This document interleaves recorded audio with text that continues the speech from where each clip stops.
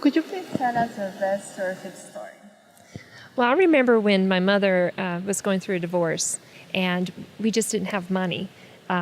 Most of our income was my father's income. So my mother really, really struggled. She was always faithful to the Lord in every way that she could be, but she also knew that we needed food on the table, and she needed to pay the electric bill, and she just said, I just can't do it. She sat down at the table and she worked out the budget. She went through all the bills and the income, which was a fixed income, and she said, I can't do it. And she said, the only thing I can eliminate is tithe.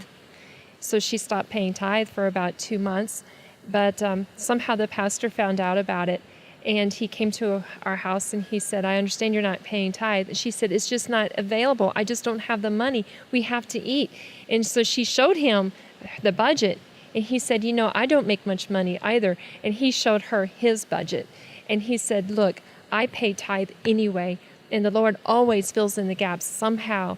She said, okay, well, she didn't want to, but she sat down and she prayed about it. And she said, Lord, I really do want to serve you, and I know that you will meet all of my needs. It's just hard to believe it when I don't see it on paper, but I am going to commit this month to paying tithe. And she did. She paid the tithe, and she sat down and she crunched the numbers over and over again, but the numbers still added up more than what she had money for. But as she paid the bills, she had money left in the bank, and she did not understand how that happened.